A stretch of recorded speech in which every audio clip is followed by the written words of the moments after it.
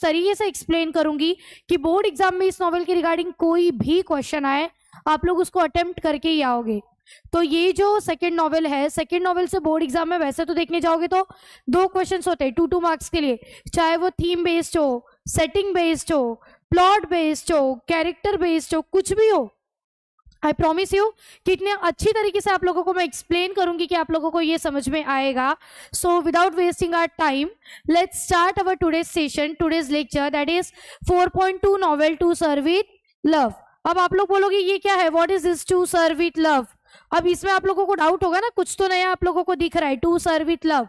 अब ये क्या है, टाइटल से ही समझ में आ रहा है, एक सर की बात हो रही है, ठीक है।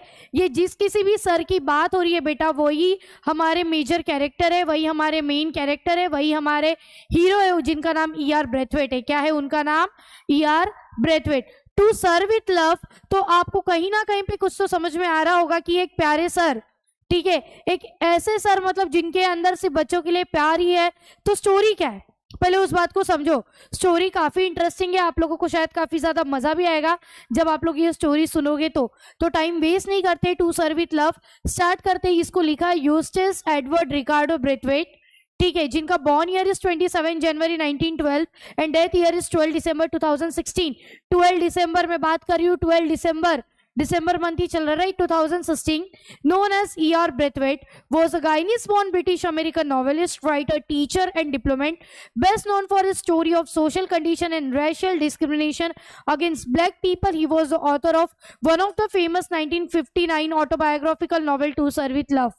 सबसे पहले आपको एक शॉर्ट सा सिनेरियो बता देती हूँ, बट ऐसा नहीं कि शॉर्ट सिनेरियो सुन लिया तो फिर आप लोग पूरे लेक्चर में बैठोगे नहीं। ये जो स्टोरी है E.R. ब्रेथवेट की कहानी है। E.R. ब्रेथवेट एक ऐसे सर है, ठीक है, मतलब कि जस्ट वो एक ब्लैक पर्सन होते हैं। उस वक्त वहां पे जिस तरीके से मतलब बोलते हैं ना कि उस वक्त वहां पे जिस तरीके से रेसिज्म होता था, ब्लैक एंड व्हाइट के बीच में जो डिस्क्रिमिनेशन होता था, उसके वजह से वो जो E.R. ब्रेथवेट है उनको कोई जॉब ही नहीं मिलती।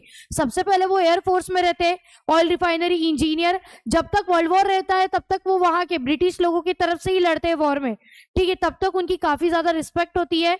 उसके बाद जैसे ही वॉर खत्म हो जाता है, जरूरत खत्म, उन लोग उनको ब्लैक कलर की वजह से वहां का पर्सन समझते ही नहीं थे। तो बेसिकली उनको कहीं पे भी जॉब नहीं मिलती थी, उनको घर नहीं मिलता था। वो बस में चढ़ते थे तो उनको एनकाउंटर कर दिया जाता था। वो अपने गर्लफ्रेंड के साथ होटल में नहीं रह सकते थे, रेस्टोरेंट में नहीं बैठ सकते थे, उनको घर भी रेंट पे ढूंढना काफी मुश्किल था। जब भी किसी जॉब के लिए जाते हैं तो बोलते हैं कि आप ज्यादा ओवर क्वालिफाइड हो या फिर जॉब वैकेंसी कंप्लीट हो चुके। तो बेसिकली इसके वजह से उनको इतना ज्यादा प्रॉब्लम फेस करना पड़ता है और एट लास्ट वो एक ग्रीन स्लेट स्कूल जो रहती है, ठीक है, वहां पे जाके वहां के एज ए टीचर बन जाते हैं। वहां पे उनको जॉब मिलती है वो बात तो ठीक है, लेकिन वो स्कूल में जो बच्चे रहते हैं वो सारे के सारे काफी नोटोरियस बच्चे होते हैं। उनको मतलब बोलते हैं ना कि सारे स्कूल से सस्पेंड किए हुए बच्चे रहते हैं और वहां पे इनको सीनियर क्लास मिलती है। अब होता है क्या कि just because of his black colour उनको वहां पे भी बहुत प्रॉब्लम फेस करना पड़ता है। बच्चों को लगता है ये एक आउटसाइडर एरोगेंट पर्सन है, ये बाहर वाला है, ये यहाँ का है ही नहीं, तो उनको बच्चे परेशान करते, बुली करते। इवन तो लड़कियां भी उनको हैरेस करती, लड़कियां भी उनको परेशान करती, उनके लेक्चर में बेंच स्लैम करना, बेंच बजाना। तो समझ में आ रहा है, मतलब बेसिकली हर तरीके से उन्होंने प्रॉब्लम देखा है। लेकिन फिर अपने क्रिएटिव आइडियाज के साथ उन्होंने क्या किया कि बहुत ही कम टाइम में अपने बच्चों का दिल जीत लिया। उन्होंने अपने बच्चों को मतलब बोलते ना कि बड़े ही प्यार से अपने रंग में ढल दिया था। तो कैसे उनके बच्चे बदले, कैसे वो जो स्टूडेंट टीचर रिलेशनशिप एस्टैब्लिश हुआ, यही आपका मेन थीम है। तो जब आप लोगों को मैं कहानी बता दूं, कैरेक्टर की बात कर रही हूँ, तो E.R. ब्रेथवेट मेन कैरेक्टर है। इस नॉवेल का जो मेन हीरो है, name of the hero is E.R. Braithwaite only. ये ऑटोबायोग्राफिकल नॉवेल है, मतलब उनकी नॉवेल उन्होंने ही लिखी हुई है। सेकेंड चीज अगर थीम की बात करूं तो एक तो रेसिज्म थीम था, राइट, रेसिज्म लाइक जो ब्लैक और व्हाइट में जो पार्शियलिटी हो रही थी, एक वो थीम हुआ। सेकंड थीम इस नॉवेल का स्टूडेंट टीचर रिलेशनशिप है कि कैसे उन्होंने अपने स्टूडेंट्स के साथ रिलेशन एस्टेब्लिश किया, कैसे उन्होंने इतने सारे चेंजेस लाए। और तीसरा है प्रीजुडिशरी की, जो उनके साथ इनजस्टिस होती थी उसके वजह से वो क्या फील करते थे। तो अगर आपको थीम आया तो आप लोग थीम में यही 3 चीजें लिखोगे कि रेसिज्म, ब्लैक एंड व्हाइट का जो भी वहां पे पार्शियलिटी होता था। अगर आप लोगों को सेकंड थीम लिखनी है तो स्टूडेंट टीचर रिलेशनशिप की, कैसे उन्होंने वो एस्टेब्लिश की। फिर थोड़े छोटे मोटे कैरेक्टर्स है जिनके बारे में हम लोग पढ़ेंगे। ताकि चीजें आप लोगों को क्लियर हो जाए। तो सोचो मैंने लेसन स्टार्ट करते ही, नॉवेल स्टार्ट करते ही आप लोगों को एक थीम वाला आंसर एकदम क्लियर कर दिया है कि इसमें तीन ही तो मेन मतलब तीन मेजर थीम है। एक तो इनजस्टिस, उनके साथ कैसे इनजस्टिस होता था, स्टूडेंट टीचर रिलेशनशिप क्या था, और वो जो रेसिज्म था, रेसिज्म का उनके ऊपर क्या इंपैक्ट होता था। तो बेसिकली मैंने तुमको एकदम इंपॉर्टेंट क्वेश्चन जो इस लेसन से ज्यादा कर आता है वो मैंने आप लोगों को क्या कर दिया है, क्लियर कर दिया है। ओके, सो टाइम वेस्ट नहीं करते हैं, अब आगे बढ़ते। तो ये जो नॉवेल है इसको लिखा ही है Eustace Edward Ricardo Brathwaite, ER Braithwaite ने, जिनका बॉर्न ईयर 27 जनवरी 1912 है और डेथ ईयर उनका 12 दिसंबर 2016 है। जिनको ईआर ब्रेथवेट कहते थे वो एक ब्रिटिश गाइनीज अमेरिकन बॉर्न नॉवेलिस्ट थे बेटा। वो राइटर थे, टीचर थे, डिप्लोमेट थे, और वो अपने सोशल कंडीशन की स्टोरीज के लिए उनके साथ जो भी कुछ होता था, मतलब सोसाइटी में वो जो भी फेस करते थे, और उनके साथ जो just because of his black colour वो जो भी फेस करते थे, रैशियल डिस्क्रिमिनेशन के वजह से उनके साथ जो भी कुछ होता था उनके ऊपर ही वो ज्यादा करके लिखा करते थे। तो इनके एक फेमस ऑथर है 1959 बेटा, एक बहुत मोस्ट मतलब बोल सकते हो कि एक मोस्ट फेमस मूवी मानी जानी मूवी है टू सर्व विथ लव, लेकिन वो मूवी अभी नहीं देखनी है, 12th के बाद देखो, अभी आपके पास टाइम नहीं है, ठीक है। तो ये एक ऑटोबायोग्राफिकल नॉवेल है। अगर इस नॉवेल के बारे में भी लिखने आया तो यू शुड नो कि this novel is an autobiographical novel. It is written by the Eustace Edward Ricardo Braithwaite. तो ईआर ब्रेथवेट ने ये नॉवेल लिखी है। तो बेटा इन्होंने ही also wrote a kind of homecoming about his tour of Africa, a choice of straws, a novel set in London, and reluctant neighbors, a memoir, and treatise about racism. तो उन्होंने काइंड ऑफ होमकमिंग लिखी है जो tour of Africa के बारे में है। अ choice of straws ये उन्होंने नॉवेल लंदन में लिखा। And reluctant neighbour, a memoir and treatise, उनकी जो मेमोरी है, ठीक है, उनको कैसा ट्रीट किया गया। तो रिलक्टेंट नेबर, उनके नेबर्स कैसे थे, just because of its black colour उन्होंने जो भी कुछ फेस किया था बेटा, उसी बेस पे उन्होंने वो लिखा है। Braithwaite's numerous writing primarily deal with the difficulties of being an educated black man, a black social worker, a black teacher, and simply a human being who found himself in a set of inhuman circumstances. तो बेटा Braithwaite ने जो problems face की है, ठीक है, basically वो एक ब्लैक सोशल वर्कर थे, वो खुद को एक एजुकेटेड ब्लैक मैन समझते थे, एक ब्लैक टीचर, और सिंपली अ ब्लैक ह्यूमन, मतलब बोलते ना कि एक ब्लैक ह्यूमन बीइंग, मतलब बोलते ना कि उनके सराउंडिंग में सारी इनह्यूमन सर्कमस्टांसेस थे। Inhuman circumstances in the sense इंसानियत नहीं थी लोगों को, ऐसा उनको लगता था, क्योंकि वो लोग उनके साथ वैसा ट्रीट करते थे just because of his black color. To Serve with Love is an autobiographical novel. The narrator is an engineer, but to make both ends meet, he accepts the job of a teacher in rough London East End School. The school is full of troublemaker students who were rejected from the other schools for their behavior. At the beginning, the narrator is ridiculed and bullied by the students, but later his calm demeanor and desire to see them succeed gradually earn him their respect. तो बेटा मैंने भी कुछ यही बात की थी कि ये एक ऑटोबायोग्राफिकल नॉवेल है। ये जो नरेटर थे वो एक इंजीनियर थे, लेकिन फिर भी अपनी जरूरतों को पूरी करने के लिए उनको एज अ टीचर की जॉब एक्सेप्ट करनी पड़ी थी, जो कि लंदन के ईस्ट एंड स्कूल में थी। ग्रीनस्लेट स्कूल नाम था स्कूल का, और ये जो स्कूल थी पूरे ट्रबल मेकर्स बच्चे, सारे परेशान करने वाले बच्चे, जिनको अदर स्कूल से रिजेक्ट कर दिया था उनके बिहेवियर के वजह से। वो स्कूल में जो बच्चे थे उनको बाकी स्कूल से सस्पेंड किया गया था, ऐसे बच्चे थे। तो बिगिनिंग में मतलब बोलते ना कि उनके बच्चों ने उनको बहुत परेशान किया, उनको मतलब बोलते ना एक लेवल ऑफ रिडिक्यूलनेस थी वहां पे, उनको बुली किया था। लेकिन उनका जो काम डिमेनर था, उनका जो काम पेशेंस लेवल था, उस पेशेंस लेवल के थ्रू और एक उनके अंदर डिजायर था सक्सीड होने का, तो उसके थ्रू उन्होंने बहुत ही कम टाइम में अपने बच्चों से एक रिस्पेक्ट गेन कर ली थी। अब माइनर कैरेक्टर याद करो ना करो, मेजर कैरेक्टर आपको याद करना ही है। और मैं आप लोगों को इस तरीके से एक्सप्लेन करूंगी ना बेटा, किसने क्या पढ़ा है, किसने क्या किया, आपको पूरी स्टोरी लाइन के साथ याद हो जाएगी। तो रिकी ब्रेथवेट ये हमारे मेन नरेटर है, राइट। गिलियन ब्लैंकार्ड, आप लोग स्टोरी देखोगे तो पता चलेगा ये उनकी गर्लफ्रेंड रहती है। Mrs Dale Evans, Denham, Pamela Dare, Mister Florian तो हेडमास्टर है।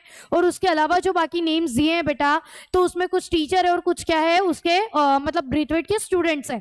उसके अलावा कुछ माइनर कैरेक्टर्स है, Bob Belmont, Jacqueline Bender, Clinty, Selema Drew, Hackman, Moira Joseph, Palmer, Euphemia Phillips, Jane Purcell, Lawrence Seales, Jess Belmont, Buckley, Josie Dawes, Patrick Fernman, Tich Jackson, Monica Page, Barbara Pegg, Potter, Sapiano, Theo Watson. अब इसमें से कुछ कुछ नाम भले से minor character याद नहीं करोगे, कुछ कुछ नाम आप लोगों को स्टोरी लाइन के साथ ऑटोमेटिकली याद हो जाएंगे, ऐसा मुझे लग रहा है, लग नहीं रहा है, मैं 110% श्योर हूँ बेटा कि आप लोगों को याद हो ही जाएंगे।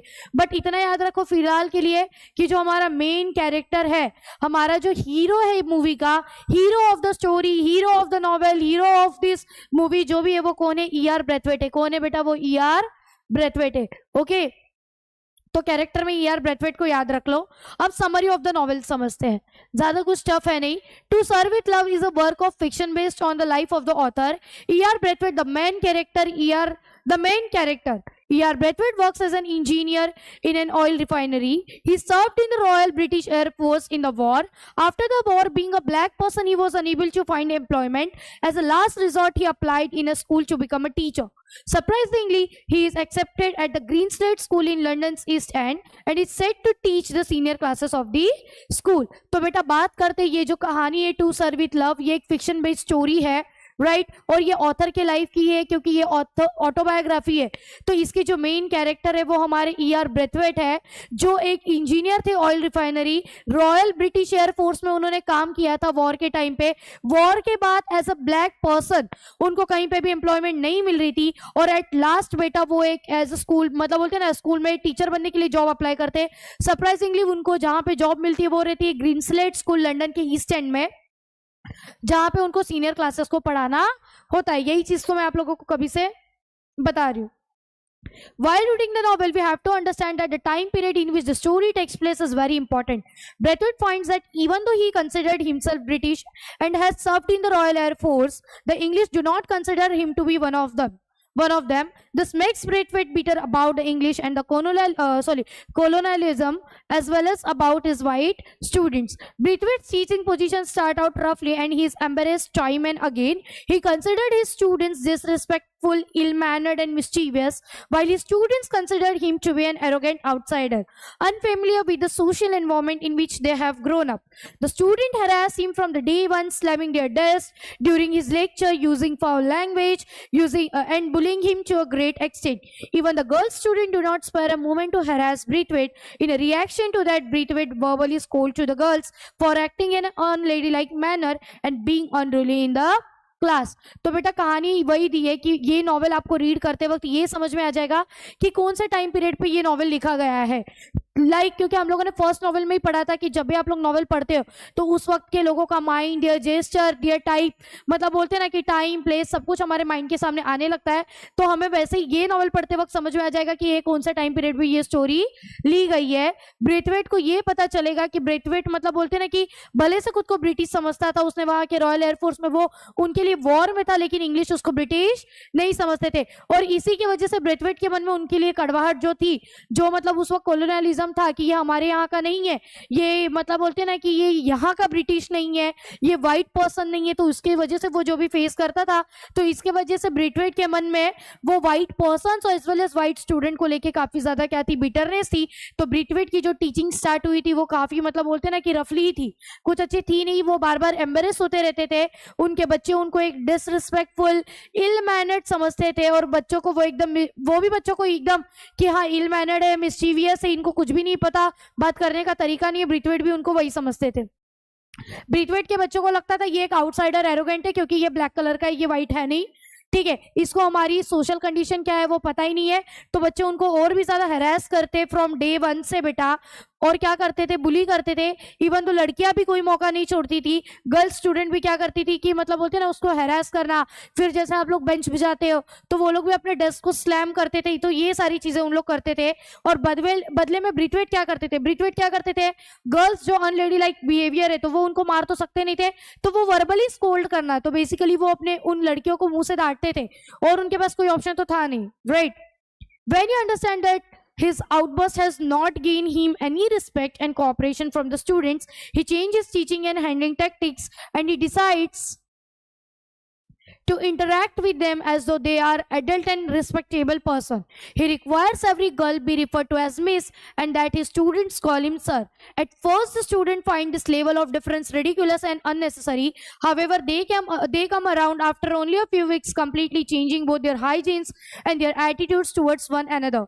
This marks the success of Braithwaite in handling the students in very amicable way.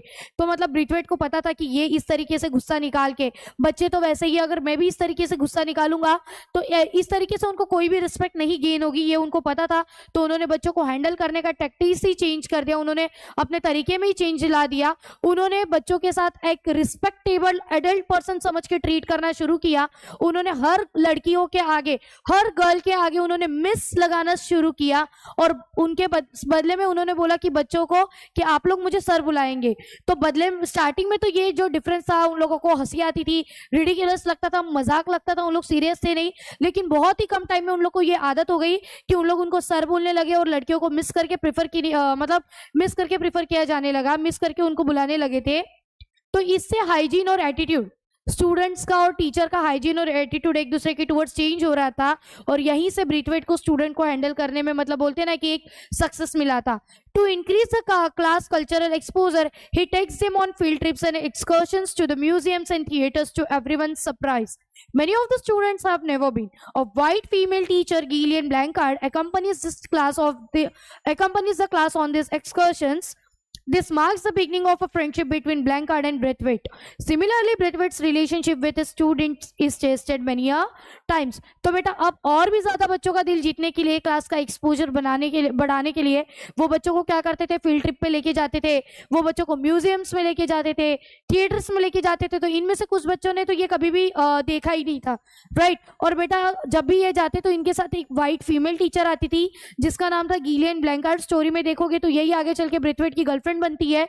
तो गिलियन ब्लैंकार्ड भी कभी कभार उनके क्लास के साथ उस ट्रिप पे जाती थी, और यहीं से बेटा ब्लैंकार्ड और ब्रेथवेट की फ्रेंडशिप की शुरुआत हुई थी। और कभी कभार ये जो ब्रेथवेट का रिलेशन है अपने स्टूडेंट के साथ बहुत बार टेस्ट होता था, क्योंकि बच्चों की आदत है, गलती तो करेंगे ही करेंगे, कितने भी सुधर जाए कुछ ना कुछ तो होते ही रहता है।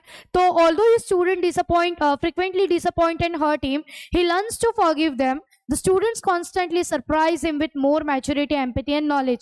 तो ऐसा होता था कि उनके बच्चे बार बार उनको हर्ट करते थे, लेकिन ब्रेथवेट ने सीख लिया था कि वो बच्चों को फॉरगिव करेंगे, वो बच्चों को माफ कर देंगे, और वही होता था। लेकिन जब वो बच्चों को माफ कर देते थे तो उनके बच्चे भी जब रिटर्न आते थे ना, तो वो उनको सरप्राइज कर देते थे।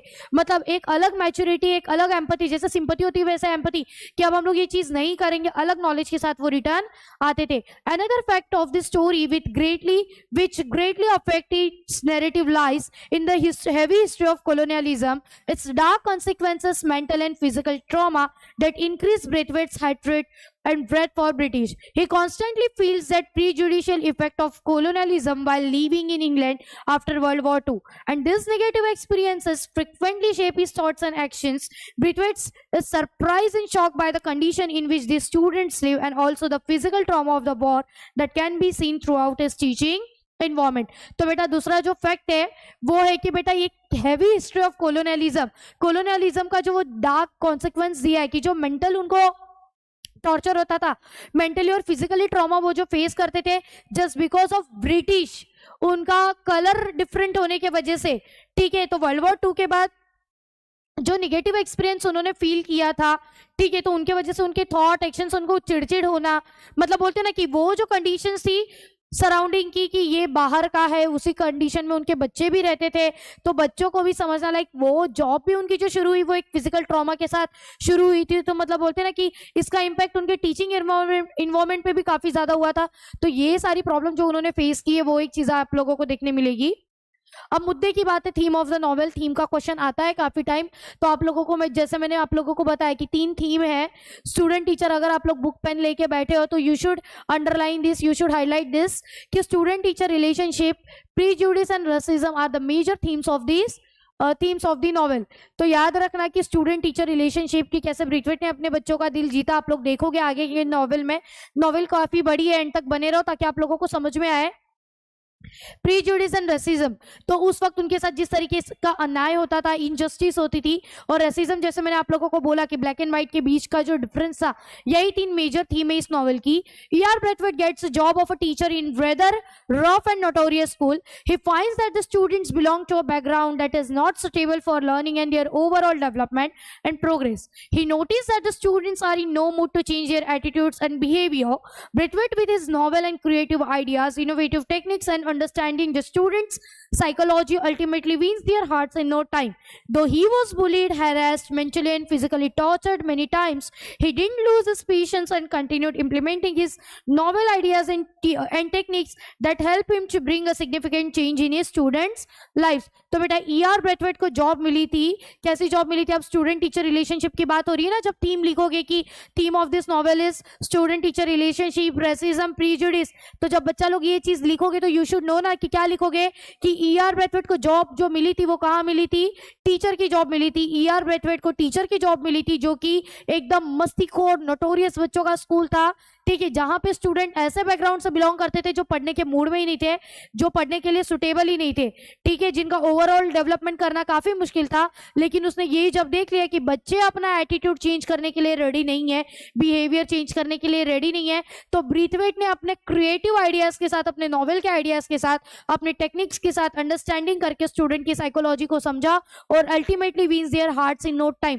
बहुत ही कम टाइम में उन्होंने अपने बच्चों का दिल जीत लिया था। दो he was bullied, harass, mentally and physically torture many times, भले उनको हैरास किया जाता था, बुली किया जाता था, मेंटली टॉर्चर किया जाता था, बेटा उन्होंने अपना पेशेंस नहीं खोया, उन्होंने ये आइडियाज को इंप्लीमेंट करना चालू ही रखा और बहुत मतलब बोलते ना कि उन्होंने अपने टेक्निक्स के थ्रू बच्चों की लाइफ में बहुत जल्दी क्या किए, बहुत सारे बदलाव ला दिए। At the outset Brathwaite is struck by the unexpectedness of such prejudice. He was brought up, एक मिनट शायद नीचे भी है, yes, the racism prevalent in Great Britain during the mid-1940s, the time period during which To Serve with Love takes place, is of primary significance. In the novel, the narrator cites repeated the incident in which he experiences racism of white Britons, including encounters on the bus, at job interviews, at Greenslade School, when searching for housing, at a restaurant with his girlfriend and so on. तो बेटा racism के बारे में लिखोगे तो ये लिखना है कि उस वक्त ग्रेट ब्रिटेन में 1940s के मिड में ऐसा कुछ टाइम पीरियड था जिस वक्त टू सर्व विथ लव लिखी गई है, बेटा उस वक्त की रेसिज्म की बात करोगे कि प्राइमरी सिग्निफिकेंस जो मेजर रोल है वो आप लोगों को यही देखने मिलेगा कि ये जो रेसिज्म था, ठीक है, व्हाइट ब्रिटेन उनके साथ जो करते थे, जैसे उनको एनकाउंटर ऑन द बस से बाहर कर देना, जॉब इंटरव्यू पे उनके साथ डिसरिस्पेक्ट बिहेवियर, ग्रीनस्लेट स्कूल में उन्होंने प्रॉब्लम फेस की, घर ढूंढो तो घर नहीं मिलता था, इतने दुख के गम थे बेटा कि वो रेस्टोरेंट में अपने गर्लफ्रेंड के साथ भी नहीं बैठ सकते थे। At the outside Braithwaite is strucked by the unexpectedness of such prejudice. He was brought up in British Guyana and he viewed himself as a British citizen, not as a black British citizen. बेटा उनका born and brought up उनका वही का था, वो British गायना ही थे, ठीक है, फिर भी उनके साथ इतना ज्यादा अनएक्सपेक्टेडनेस, अन्याय, इतना ज्यादा प्रीजुडिस उनके साथ होता था, अत्याचार उनके साथ जो भी हो रहा था, वो खुद को ब्रिटिश सिटीजन समझते थे, ना कि ब्लैक ब्रिटिश सिटीजन समझते थे। When he served Great Britain in the Royal Air Force that gave him respect, esteem in the society, the day he left the job he finds himself to be an outsider. तो मतलब बोलते हैं ना, जब तक वो royal air force में थे, जब तक वो वॉर में थे, तब तक उनको रिस्पेक्ट मिली और जिस दिन उन्होंने वो जॉब छोड़ दी उसी दिन उनको बाहर का समझने लगे, तो ये तो उनके साथ गलत हुआ, राइट। तो सेकंड थीम जब रेसिज्म लिखोगे तो ये आप लोग लिख सकते हो और प्रीजुडिस में आप लोग ये सारी चीजें मेंशन थोड़ी बहुत कर सकते हो। इतना ही अपने मन से रट्टा मार के जाओ ही नहीं, अपने मन से इन्हीं पॉइंट्स को एलोबरेट करो, 4-5 बड़े बड़े पॉइंट्स लिख दो, आप लोगों को ऑटोमेटिकली 2 में से 1.5 2 भी मिल सकता है अगर आप लोगों ने प्रॉपर ग्रामर यूज किया है तो ओन से लिखना, रट्टा मारना ही नहीं है, बस नॉवेल समझो and write it by your own self, ठीक है। तो Braithwaite's extensive experience and education was of no use in job interviews where he is informed that the job has already been filled और he is over qualified for it. This heightened Braithwaite's sense of betrayal for the British. Interestingly, he never lashes out physically. Only rarely does he do so verbally. He exhibits patient endurance at times, and at others he describes the way the rag inside him is transforming into hatred so strong that he desires to hurt those who treat him unfairly. As a result of such experiences, Braithwaite's point the students at the Greenslade School to be a bit notorious and rough in behavior, but with proper care and treatment, all the students would surely achieve success and desired goals in their lives. तो बेटा ब्रीथवेट का जो experience है काफी ज्यादा extensive experience है, education का भी कोई यूज ही नहीं था जॉब इंटरव्यू में। उनको ये कहते थे कि जॉब या तो फील्ड हो चुकी है वैकेंसी ज़्यादा मतलब वैकेंसी फुल हो चुकी है, या तो आप काफ़ी ज़्यादा ओवर क्वालिफाइड हो। तो इसी के वजह से ब्रेथवेट की जो सेंसस थे उसमें जो नफरत थी ना, जो बिट्रेल का लेवल था वो बढ़ गया था। लेकिन वो कभी भी किसी को फिजिकली वो मारना या फिर कुछ नहीं करते थे। ऐसा नहीं कि तू मेरे को ऐसे कैसा बोला, धक्का मार के गिरा दूंगा, ये कर दूंगा, वो कर दूंगा। उन्होंने कभी फिजिकली आंसर लैश, वो किसी पे भी फिजिकली लैश आउट तो हुए ही नहीं। वो अगर बहुत पेशेंस दिखाते थे, अगर बहुत ज्यादा सबर का भान टूट रहा है बेटा, तो वो क्या करते थे, वर्बली उल्टा सुना देते थे, वर्बली उल्टा बोल देते थे। लेकिन उनका जो पेशेंस लेवल था, जो उनका पेशेंस एंड्योरेंस था, वो काफी टाइम मतलब बोलते ना कि इतना ज्यादा पेशेंस, जब इंसान सिर्फ सहते रहता है तो जैसे उनके रगों रगों में वो गुस्सा दौड़ने लगा था उन लोगों के लिए। हेट्रेड इतनी ज्यादा हो गई थी कि क्या बताए। तो ये जो एक्सपीरियंस है, फिर ब्रेथवेट को जो ग्रीन स्लेट स्कूल में बच्चे मिले वो भी काफी नोटोरियस मस्तीखोर थे। उनका भी मतलब बोलते ना कि, लेकिन उन्होंने बहुत ही प्रॉपर केयर और ट्रीटमेंट के साथ बच्चों का दिल जीत लिया और उनको सक्सेस मिल गई। अब सिनॉप्सिस ऑफ द एक्सट्रैक्ट, अब बोलोगे समरी तो हो गई, अब ये क्या है? ये सिनॉप्सिस जो हम लोग अभी ओरिजिनल लेसन स्टार्ट करेंगे, दैट इज चैप्टर नंबर 17 जो आपको दी है, मेन स्टोरी वहां से। मैं वही बोल रही हूँ बेटा, नॉवेल काफी लेंदी है, बट लेंदी को लेंदी मत समझो। अगर आप लोग आज का ये लेक्चर पूरा एंड तक देखोगे तो आई डोंट थिंक सो कि बोर्ड के टाइम पे आप लोगों को एक भी बार बुक खोल के इस नॉवेल को देखने की जरूरत है। बस स्टोरी याद रखना, की पॉइंट्स जो बोल रही हूँ, जैसे मैंने थीम वाले याद करा दिए, अब एक एक कैरेक्टर आप लोगों को याद करा दूंगी कि किसने क्या किया। जब बेसिकली इतना याद रख लोगे ना, तो आप लोगों को वो नॉवेल खोल के रिटर्न देखने की जरूरत ही नहीं है। आप लोग ओन से आंसर लिख सकते हो and you will get your marks.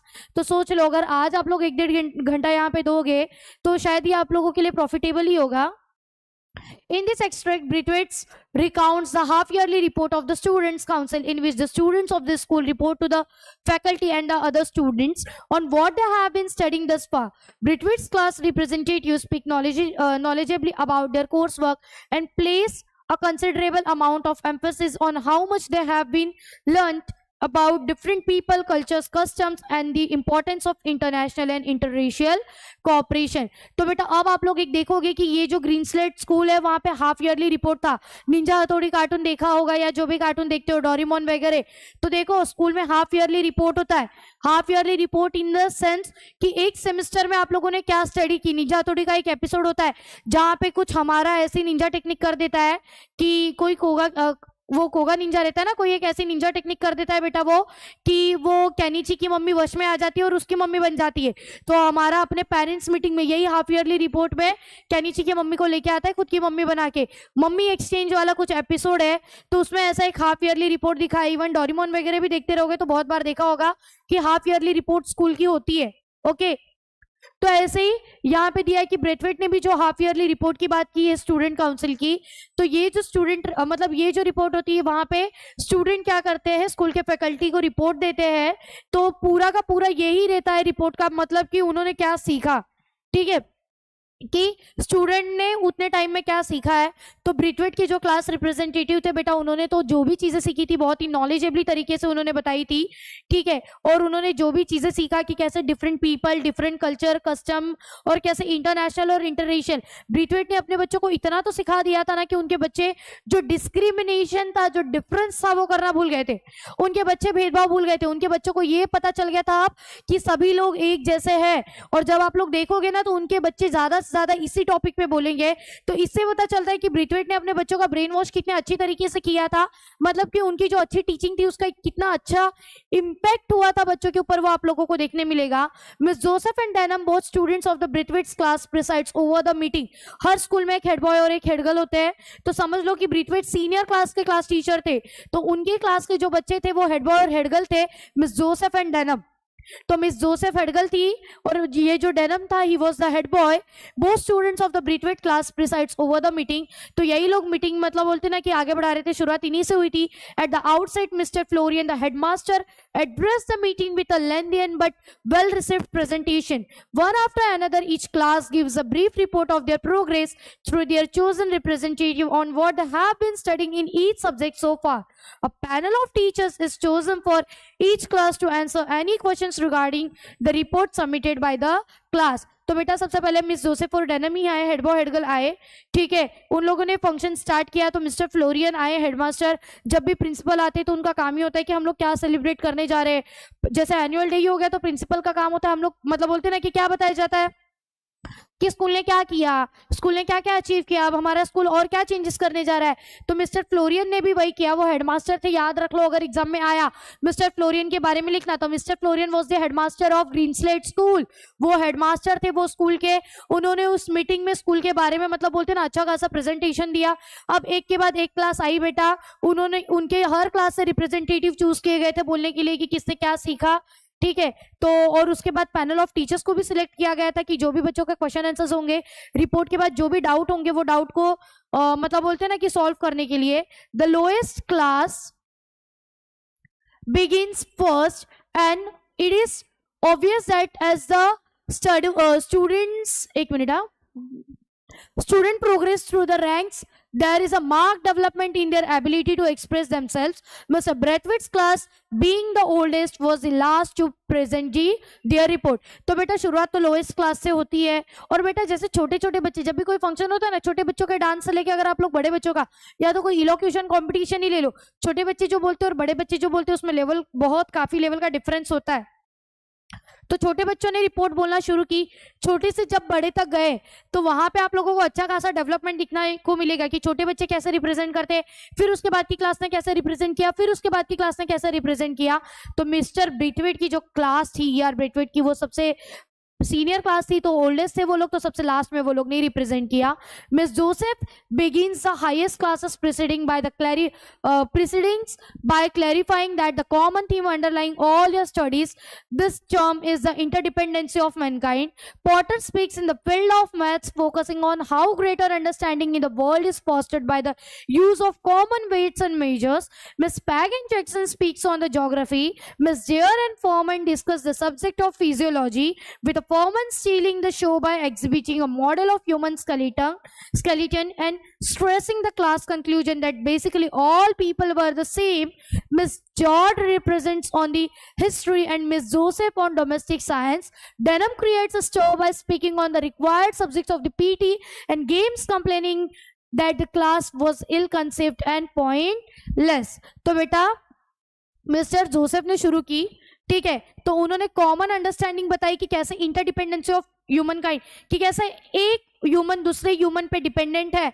सही बात है बेटा, डिपेंडेंसी तो है तभी तो इंपोर्ट एक्सपोर्ट होता है, तभी तो वर्ल्ड में सबको सारी कुछ फैसिलिटीज मिल रही है, राइट। पॉटर ने बोला था मैथ्स के बारे में, याद रखो। जोसेफ ने इंटरडिपेंडेंसी ऑफ ह्यूमन काइंड बताया था, इंटरडिपेंडेंसी ऑफ मैनकाइंड बताया था। पॉटर ने किसके बारे में बात की थी बेटा, यहाँ पे पॉटर ने बात की है मैथ्स के बारे में, focusing on how greater understanding in the world is fostered by the common weights and measures. सही बात है। अगर सोचो ना, अगर बेटा वेट्स मेजरमेंट मैथ्स नहीं होता, कैलकुलेशन नहीं होता, तो आप लोग क्या करते कि कोई दुकानदार होता तो दुकानदार क्या करता, जो ग्राहक उसको पसंद है, बेसिकली जो कस्टमर पसंद है उस कस्टमर को क्या करता, हो सकता है वो उसको 20 रुपए किलो में चीनी दे देता, जिससे नफरत करता उसको 100 रुपए किलो चीनी दी जाती। शायद वहां पे भी एक अलग तरीके का डिस्क्रिमिनेशन होता और रोज खून खराबे होते, राइट। तो बेसिकली मैथ्स के वजह से कैसे ग्रेटर अंडरस्टैंडिंग है, स्क्वायर फीट, काउंटिंग एरिया, अरे कुछ भी नहीं होता, मैथ्स नहीं होता तो पैसे कैसे गिनते। मिस पैग और जैक्सन ने बेटा ज्योग्राफी के बारे में बताया, डेयर और फरमैन ने फिजियोलॉजी के बारे में बताया। फरमैन ने तो बेटा एक बोलते ना एक स्केलेटन दिखाया था, और वो स्केलेटन दिखा के तो उसने मतलब सबका दिल ही जीत लिया था, और उसने ये कंक्लूजन दिया कि बेसिकली सारे पर्सन क्या है, सेम है। डॉड की अगर मैं बात करूं, मिस डॉड ने बात की थी हिस्ट्री की, जोसेफ ने बात की थी डोमेस्टिक साइंस की, ठीक है। डेनम ने बेटा एक मतलब बोलते ना कि पीटी के बारे में बोला था, और उसका कहना ये था ना पीटी के बारे में बोलते वक्त कि जो पीटी स्कूल में होती है वो इल कंसीव्ड है, जिसका कोई भी मीनिंग नहीं है। Mr. Weston and Del Evans and Miss Phillips are chosen at random to answer the students' question arising from the senior presentation. When Denham pursues his inquiry on the necessity of requiring all subjects to take PT, Mr. Weston responds quite ridiculously, trying to bluster his way out of the subject and offering no coherent argument. Unexpectedly, the quiet and hesitant Miss Phillips steps in and gives a sturdy defense of the practice, and Denham, knowing that he has been outwitted, has no choice but to respectfully keys his heated protest. Braithwaite is immediately satisfied with the progress of the student of his class. ये सब तो student हो गए कि Potter ने maths के बारे में बोला, पैग जैक्सन ने ज्योग्राफी बोला, ये डेल इवांस और ये जोसेफ और हाँ, जोसेफ ने डोमेस्टिक साइंस पे बोला, डेनम ने पीटी के बारे में बोला, राइट। तो ये जो भी चीजें थी, उसके बाद 3 टीचर्स है बेटा। मिस्टर वेस्टन, बेसिकली वो पीटी के सर थे और उनको ही चूज किया गया था। मिसेस जेल इवेंस और मिस फिलिप्स, ये 2 टीचर्स थी। इन लोगों को रैंडमली सिलेक्ट किया गया था कि स्टूडेंट की जो भी क्वेश्चन आंसर होंगे उसको आंसर करो, ठीक है। सीनियर प्रेजेंटेशन से जो भी क्वेश्चन अराइज होंगे उसको आंसर देना। तो जब डेनम ने इंक्वायरी की पीटी के लिए कि पीटी का जो नेसेसिटी होना चाहिए, कि जो पीटी होती है वो किसी काम की ही नहीं है, ठीक है। तो वो जो वेटसन थे, ही वॉज द पीटी का sir, he was only the PT, he was only responsible for the PT, जो किसी भी काम की नहीं थी। और वही जब बच्चों ने प्रॉब्लम रेज किया तो वो सर अपना गुस्सा निकालने की कोशिश कर रहे थे, वो बहुत ही बच्चों को ऊपर अपना आउटबस्ट कर रहे थे। तो मतलब बोलते ना कहीं वो अपना गुस्सा निकाल रहे थे। हालांकि सब लोग, एक मिस फिलिप्स करके थी जिनको फ्रीली सब लोग समझते थे ये मूर्ख टीचर है, उन्होंने उस वक्त बात को एकदम अच्छी तरीके से कवरेज की थी। और उस वक्त डेनम को पता चल गया था कि अपना गुस्सा दिखाने के बाद कुछ भी होने वाला नहीं है, तो उसने उस बात को एक्सेप्ट कर लिया था। उसका जो प्रोटेस्ट था वो उसने मतलब बोलते ना कि क्लोज कर दिया। और ब्रीथवेट अपने क्लास की रिपोर्ट को देख के काफी खुश हुए। तो अब बेटा यहाँ से चैप्टर 17, यहाँ से हमारा मेन लेसन स्टार्ट होने जा रहा है। अब तक हम लोगों ने जो भी सुना था, देखा जो भी कुछ था, वो सिनॉप्सिस था कि कुछ तो एक हाफ ईयरली रिपोर्ट है, कुछ तो चल रहा है, ये आप लोगों को समझ में आएगा। अब मैं कोशिश करूंगी कि मैं फटाफट आप लोगों को ये स्टोरी एक्सप्लेन करूं, ज्यादा लंबा ना खींचूं, नहीं तो आप लोग भी बोर हो जाओगे, राइट। तो अब देखते हैं chapter 17। The half yearly report of the student council was on November 15 and was one of the important days in the calendar of Green Slate School. I had heard quite a deal about this occasion and become as excited as the children as the day approached. It was entirely their day, arranged and presented and controlled by them. I observed the activities of my class as they prepared for it, nothing but pride, the business-like way in which tasks allocated and fitted into a neat program. There were whispered conferences with members of other classes in the arrangement of it. On that day, there was no assembly.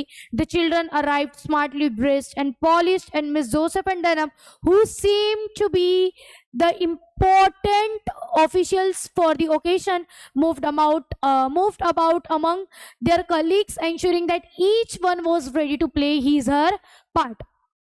शुरुआत करते बेटा। Half yearly report जो थी student की नवंबर 15 को थी। कब थी? नवंबर 15। ये भी अगर आप लोगों को ऑब्जेक्टिव में सिलेक्ट करने आया तो आप लोगों को ऑलरेडी पता होना चाहिए कि ये जो हाफ ईयरली रिपोर्ट थी, half yearly report was on November 15। और ये काफी एक इंपॉर्टेंट डे था ग्रीन स्लेट स्कूल का, ग्रीन स्लेट स्कूल के कैलेंडर का। बेटा स्कूल की जो हैंडबुक होती है, जो कैलेंडर होता है, उसमें ऑलरेडी होल ईयर का time table, important events, vacations, sport day कब होगा, एनुअल डे कब होगा, सारी चीजें ऑलरेडी मेंशन्ड होती है।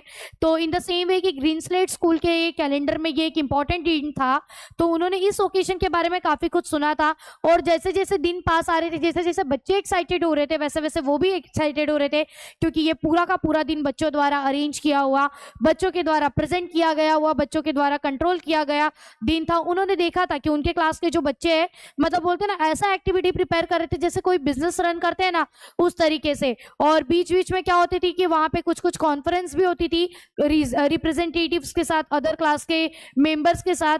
तो मतलब उस दिन तो स्कूल में कोई असेंबली होने वाली नहीं होती। Assembly is what? स्कूल में जाने के बाद national anthem, thought of the day, pledge होता है ना, that is only the assembly. तो उस दिन स्कूल में कोई भी उनकी असेंबली नहीं थी। The children arrived smartly dressed and polished and miss Joseph and denim who seemed to be the important officials for the occasion. तो उस दिन बेटा उनके जो बच्चे थे, वो बच्चे कैसे आए थे? मतलब बोलते हैं ना कि उस दिन असेंबली थी नहीं, बच्चे एकदम नीट एंड क्लीन यूनिफॉर्म, एकदम प्रॉपर अटायर में आना। और अगर बात करेंगे जोसेफ और denim, head boy and head girl ना, तो वो लोग तो उस इवेंट के एकदम इंपॉर्टेंट ऑफिशियल्स थे। फिर मैं आगे अगर बात करूं कि मतलब बोलते ना कि moved about among their colleagues ensuring that each one was ready to play his her part. तो हेड बॉय हेड गर्ल ये भी चेक कर रहे थे कि भाई सारे कलीग्स रेडी है, सारे रिप्रेजेंटेटिव्स का टॉपिक रेडी हुआ, फंक्शन की पूरी तैयारी हुई या नहीं। तो वो लोग इंपॉर्टेंट ऑफिशियल्स थे, दे वर हैंडलिंग दैट, मतलब बोल सकते हो इवेंट जो भी था। A bell was wrong at 10 AM and everyone trooped into the auditorium, sit together in classes. Miss Joseph and Denham, the two most senior students, sat on the stage, one on each side of Mr. Florian, who, as soon as everyone was seated and silent, stood and addressed the school. He spoke the length, reiterating the aims and policy of the school and of the important contribution each child could make the furtherance of those aims. He gave praise wherever it was indicated, but insisted that there was yet a great deal to be done by themselves towards a general improvement in conduct, cleanliness and pursuit of knowledge. तो ध्यान दो बेटा, bell बजी कुछ सुबह के 10, bell बजी थी कुछ सुबह के 10 बजे। सब लोग ट्रुप्ड इन द सेंस ग्रुप में भागते भागते सब कहाँ जाते हैं? ऑडिटोरियम जाते हैं। और भाई जब कोई इवेंट होता है तो सारी क्लास एक साथ ही ऑडिटोरियम में बैठती, तो यस सारी क्लास ऑडिटोरियम में एक साथ बैठी थी। जोसेफ और डेनम जो थे वो 2 मोस्ट सीनियर स्टूडेंट थे, ठीक है। तो जोसेफ और डेनम ये जो सीनियर स्टूडेंट थे बेटा, वो लोग स्टेज पे बैठे थे। हेड बॉय हेड गर्ल के बीच में मिस्टर फ्लोरियन बैठे थे। मिस्टर फ्लोरियन हेडमास्टर थे। तो बेटा जैसे ही मिस्टर फ्लोरियन, जब सब लोग सेटल हो गए तो मिस्टर फ्लोरियन स्टेज पे आते हैं, ठीक है। उन्होंने स्टेज पे आने के बाद स्कूल को एड्रेस किया, तो उन्होंने बहुत लेंथली उन्होंने ये बताया कि स्कूल के अब एम्स क्या है, स्कूल की पॉलिसीज क्या है, कैसे हर बच्चा स्कूल में एक इंपॉर्टेंट कंट्रीब्यूशन दे रहा है, और वो लोग उन जो फर्दरेंस इन द सेंस की जो आगे के एम्स है उनको कैसे गेन करेंगे, राइट, उसको आगे मूव करना, राइट, तो उसको आगे बढ़ाना। फिर उन्होंने जो भी मतलब बोलते ना कि चीजों की तारीफ भी की, प्रेज भी किया, बच्चों को अप्रिशिएट भी किया। फिर there was yet a great deal to be done by themselves towards a general improvement in conduct, cleanliness and pursuit of knowledge। फिर उन्होंने ये भी बोला कि अब हमारी स्कूल ऐसा प्रोग्रेस कर रहा है, हम लोग और ज्यादा आगे बढ़ेंगे, हम लोग और भी इंप्रूवमेंट करेंगे, और भी कुछ प्रोग्राम कंडक्ट करेंगे, क्लीनलीनेस, और भी ज्यादा बच्चों को नॉलेज मिलेगी। As I listened, I realized that this man was in no way remote from his school.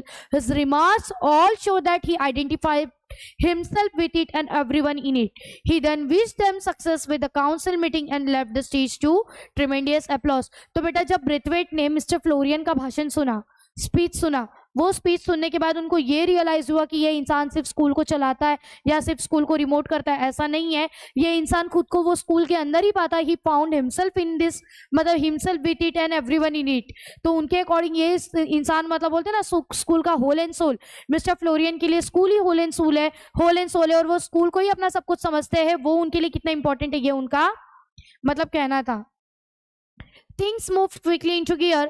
First, Miss Joseph stood up and gave a short explanation of the council purpose and its activities. Each class would report through its representatives on the study pursued during the half year, which began after Easter. A representative have been chosen for each subject. When all the classes had completed their reports, a panel of teachers would be invited to occupy the stage and answer the questions from the body of the hall on matters arising out of the various reports. The selection of the panel, as with everyone else, was entirely at the discretion of the children, and no members of the staff knew either how many or which teachers would be invited to sit. The reports began with the lowest or younger class first. These were mainly 12 years olds who had joined the school the previous summer. Most of them were shy and rather frightened at standing up before the entire school, but nevertheless they managed it creditably. They had been newly introduced to the difficulties of seeking information for themselves, so their report was understandably rather short. अब मुद्दे की बात करते हुए चलो, अब चीजें फटाफट आगे बढ़ी। हो गया प्रिंसिपल सर का हो गया बोल के उनको ढेर सारे ट्रिमेंडियस अप्लॉसेस, ढेर सारी तालियां उनको मिल चुकी है। अब चीजें फटाफट आगे बढ़ रही है। मिस जोसेफ आई, उन्होंने शॉर्ट एक्सप्लेनेशन दिया कि ये काउंसिल का पर्पस क्या है, क्या क्या एक्टिविटी होने वाली है, कि हर क्लास रिपोर्ट देने वाला है थ्रू रिप्रेजेंटेटिव। जो भी स्टडी उन्होंने आधे साल में सीखी हुई है, हाफ ईयरली रिपोर्ट, ठीक है, आफ्टर द ईस्टर, ठीक है, कि कैसे उन्होंने क्या क्या सब्जेक्ट में सीखा। जब सारे क्लास कंप्लीट हो जाएंगे तो पैनल ऑफ टीचर्स को सिलेक्ट किया जाएगा और उनको क्या करना होगा, क्वेश्चन के आंसर्स देने होंगे जो भी प्रॉब्लम्स क्रिएट होंगे उनके ऊपर। तो ये जो पैनल ऑफ टीचर्स से सिलेक्शन से लेके सब कुछ क्या था, ये बच्चों का डिसाइडेड था। इट वॉज देयर डिस्क्रिप्शन, ये उनका सीक्रेट था, ये उनका डिसाइड किया हुआ था, ठीक है। और स्टाफ के किसी भी मेंबर को नहीं पता था कि कौन से टीचर को, कितने टीचर्स को सिलेक्ट किया जाएगा। रिपोर्ट पहले छोटे क्लास से शुरू होगी और छोटे बच्चे जो थे वो बेसिकली 12 साल के बच्चे थे जिन्होंने लास्ट समर में ही, अप्रैल में ही कुछ year new academic session start होता है तो उन्होंने कुछ अप्रैल मई में ही कुछ स्कूल ज्वाइन की थी बेटा। तो अगर बात करेंगे जो सिर्फ 6 महीने उनको हुए थे स्कूल में आने के बाद, तो उसमें से आधे से ज्यादा तो खुद को रिप्रेजेंट करने के लिए, बोलने के लिए ऑडियंस के सामने डर रहे थे, लेकिन फिर भी नेवरदीलेस उन लोगों ने उसको बहुत अच्छी तरीके से मैनेज किया आधे से ज्यादा डर रहे थे बेटा, शाय थे, डर रहे थे, लेकिन फिर भी उन्होंने बहुत अच्छे से मैनेज किया। और मतलब बोलते ना कि उन्होंने जो भी एक्टिविटीज थी, ठीक है, वो उन्होंने मतलब बोलते ना कि रिपोर्ट, मतलब बोलते ना कि एक्सप्लेन की, माना कि उनका रिपोर्ट क्या था, काफी शॉर्ट था। Class after class was represented and it was obvious that with each succeeding term there was a mark development in their ability to express themselves. Much of the work was rather elementary, but to them it loomed large because they understood it and something of its relationship to themselves. Throughout all the report, the emphasis on what they understood rather than what they were expected to learn. When the turn of my class came, I sat up anxiously from the list he held in his hand. Denham called out the names of the representative together with the subject on which they would report: Potter arithmetic, Sepiano nature study, Miss Pagan Jackson geography, Miss Jaren Furman physiology, Miss George history, Denham Pitian games, Miss Joseph domestic science. ठीक है, तो हुआ क्या बेटा, देखो अब class के बाद क्लास एक एक रिप्रेजेंटेटिव आ रहे थे, और जैसे एक क्लास के बाद दूसरी क्लास आ रही थी बेटा, वो एक्सप्लेन करने में मार्क डेवलपमेंट तो दिख ही रहा था, यस, क्योंकि जैसे जैसे क्लास बढ़ती है वैसे वैसे बच्चों की जो एक्सप्लेन करने की एबिलिटी होती है वो भी बढ़ती है। तो इसमें से बेटा आधा से ज्यादा वर्क तो एलिमेंट्री था। एलिमेंट्री इन द सेंस ये बोल सकते हो कि बच्चे उन चीजों को एक्टिविटी के थ्रू, किसी चीज के थ्रू रिलेट करके बता रहे थे, ठीक है, लेकिन इंपॉर्टेंट ये था कि उन्होंने क्या समझा है, ठीक है। तो इंपॉर्टेंट बात ये थी कि इन लोग कहीं ना कहीं किसी ना किसी टॉपिक को उसके साथ रिलेट कर रहे हैं, अंडरस्टूड कर रहे हैं। तो इंपॉर्टेंट चीज यही थी कि वो लोग क्या सीखे ये ज्यादा जरूरी नहीं था, बदले में उन्होंने क्या सीखा ये ज्यादा जरूरी था। जब ब्रिथवेट की क्लास की बारी आई तो ब्रिथवेट को एक अलग तरीके की एंजाइटी फील हो रही थी। देखा उन्होंने कि डेनम ने अपने हाथों में एक लिस्ट ली है और वन बाय वन डेनम क्या कर रहा है, नाम ले रहा है, एक एक जन को आगे बुला रहा है। तो जहां पे डेनम रिकॉल करता है कि Potter arithmetic, Sapiano nature study, Miss Pagan Jackson geography, Miss Jeran Fernman physiology, Miss George history, Denham PT and games, Miss Joseph domestic science. तो जब ये मिस करके बुला रहे हैं तो ये एक आपस में ही अलग बात थी। I felt terribly pleased and proud to see the confident courtesy with which Denham used the term miss in addressing each of the senior girls. I felt sure that this would in itself be something for the younger ones to aim at, a sort of wage of young adulthood. As their names were called, they walked up to the stage and took their seats with the commendable gravity. Miss Joseph then gave a short address. देखो तो बेटा वो बोलते ना कि एक तरीके का एक प्लीज जो उनको फील हो रहा था, एक तरीके की उनको तारीफ ही फील हो रही थी, लाइक कि कैसे उनके वो जो डेनम है कैसे सबको कॉन्फिडेंटली मिस करके बुला रहा है। तो जब सीनियर क्लास के बच्चे मिस करके एक दूसरे को बुला रहे तो जूनियर क्लास के बच्चे वही तो फॉलो करेंगे।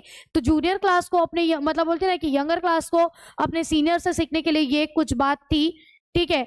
तो ये रिस्पेक्ट जो एडल्टहुड में वो लोग दे रहे थे ये एक अलग ही बात थी। तो जैसे जैसे नाम लिया जा रहा था बेटा वैसे वैसे विथ फुल फॉर्म में, विथ फुल मतलब बोलते हो ना कि एकदम रेडी पोजीशन के साथ वो लोग काफी ज्यादा मतलब बोलते ना कि रेडी प्रिपरेशन में वो लोग अपनी अपनी सीट्स ले रहे थे, एक मतलब बोलते ना कि एक प्रोफेशनल लेवल पे।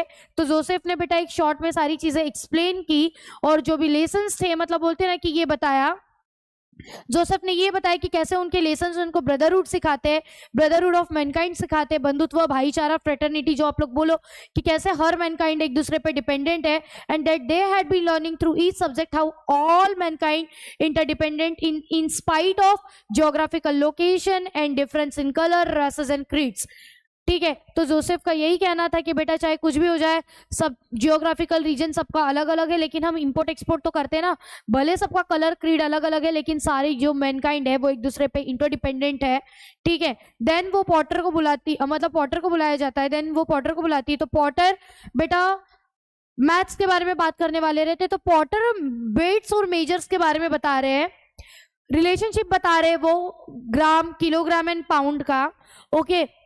फिर वो मीटर एंड फुट के बारे में बता रहे।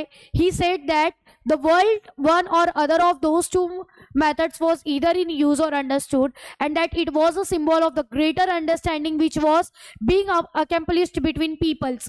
सेपियानो, अब देखो पॉटर की बात करते हैं, याद रखो सबसे पहले कौन आया, जोसेफ आए। कौन आया सबसे पहले, जोसेफ आए। तो जोसेफ ने किसके बारे में बात की थी बेटा, मिस जोसेफ ने किसके बारे में बात की थी कि ब्रदरहुड ऑफ मैनकाइंड, कि कैसे, याद रखो जोसेफ पहले आई, अब आप लोगों को पता होना चाहिए। मिस जोसेफ ने ब्रदरहुड ऑफ मैनकाइंड के बारे में बोला कि भले से हम सबका जो इन spite of different geographical region, caste and creed, all humans are interdependent on each other. Then Potter आए, P for Potter आए मैथ्स के बारे में बताने. तो पॉटर ने बताया था कि कैसे किलोग्राम्स, पाउंड, मीटर, फुट, इन सब का उन्होंने रिलेशनशिप बताया था कि कैसे ये मेजरमेंट यूज होते हैं. He said that throughout the world one or other of those two method was either in use or understood, and that it was a symbol of the greater understanding which was being accomplished between the people. तो बेटा उन्होंने यही बताया कि कैसे लोगों के बीच में ये जो greater understanding है, ये मैथ्स नहीं होता, ये मेजरमेंट नहीं होती, ये वेट्स नहीं होती, ये कैलकुलेशंस नहीं होती, तो कितना झगड़ा हो जाता, राइट. तो कैसे ग्रेटर अंडरस्टैंडिंग है लोगों के बीच में, ये उन्होंने बताया मैथ्स के थ्रू. Then Sapiano spoke of the study the class had made of paste, especially black rot on wheat, boll weevil on cotton, and the Colorado beetle on potatoes. He showed how many countries had pooled their knowledge and results of research on the behavior, breeding habits, migration of this paste, and were gradually reducing that they represented to these important products. तो उन्होंने ये बताना बेटा, सेपियानो nature study के बारे में बात करने वाली थी, राइट. तो सेपियानो ने क्या बताया कि उनका कहना ये था कि ये कैसे जो भी पेस्ट बनाए हैं, जैसे ब्लैक रॉट ऑन वीट, गेहूं में जो घून लगता है, ball weevil on cotton ball weevil पता ही होगा आप लोगों को, और कोलोराडो बीटल ऑन पोटैटोस, जो सड़े हुए पोटैटोस होते हैं, राइट. तो उसमें ये आप लोगों को ब्लैक कलर की जो कीड़े दिखते हैं, दैट इज कोलोराडो. तो उन्होंने ये बताया कि कैसे बहुत सारे कंट्री के लोग मिल के, सारे लोग एक दूसरे से इंटरकनेक्टेड है. उनका कहना यही है कि कैसे बहुत सारे कंट्री के लोग बेटा मिलके अपना नॉलेज, रिसर्च एक दूसरे के साथ शेयर करते हैं, कैसे वो ब्रीडिंग हैबिट्स होती है, कैसे माइग्रेशन होता है, तो कैसे पेस्ट उन लोग मिलके बनाते हैं, फिर वही एक प्रोडक्ट कैसे हर कंट्री में जाता है, तो कैसे सारी कंट्रीज एक दूसरे से मतलब बोलते हैं ना कि कोरिलेटेड है, वो उन्होंने बताया. And were gradually reducing the thread to represent to this important product. तो कैसे ये इंपॉर्टेंट प्रोडक्ट मिलके मतलब बोलते ना कि ये पेस्ट कैसे यूज हो रहा है, ये पता चल रहा है. फिर पैग एंड जैक्सन ने बेटा ज्योग्राफी के बारे में बताया. तो ज्योग्राफी की बात आती है तो कहाँ पे मिनरल्स है, कहाँ पे कौन से फ्रूट्स है, कहाँ पे कौन से वेजिटेबल्स है. तो बेटा बात वही करते कि Jackson spoke first on the distributions of the mineral deposits and vegetable produce over the earth's surface, how country reach is one was often deficient in the other, and of the interchange and interdependence which inevitably followed. Miss Peck dealt with the human relationships, stressing the problems facing the post-war world for feeding, clothing, and housing its populations. She also made a reference to the thousands of refugees, stateless and unwanted, and to the efforts and programs of UNICEF, that is United Nations, of जो child education funding जो देते, right. Furman as usual had a trump card. अब पहले ये Furman का नहीं दिखते, पहले इतना दिखते. पहले आए miss Joseph, brotherhood of human Mankind. फिर आए पॉटर ने मैथ्स के बारे में बताया. सेपियानो ने किसके बारे में बताया, नेचर स्टडी की, कैसे पेस्ट बनता है, मिलके साइंटिस्ट लोग रिसर्च करते हैं, राइट. फिर पैग और जैक्सन की बारी आती है. तो बेटा सबसे पहले जैक्सन बोलती है कि जैक्सन किसके बारे में बात करते हैं, जो मिनरल डिपॉजिट था, जो वेजिटेबल प्रोड्यूस होते हैं, कहाँ पे कौन से कंट्री में कितना होता है और कहाँ पे किसकी कमी होती है, तो कैसे वो इंपोर्ट एक्सपोर्ट होता है, कैसे वो इंटरचेंज होता है, कैसे इंटरडिपेंडेंसी है, वो बताया.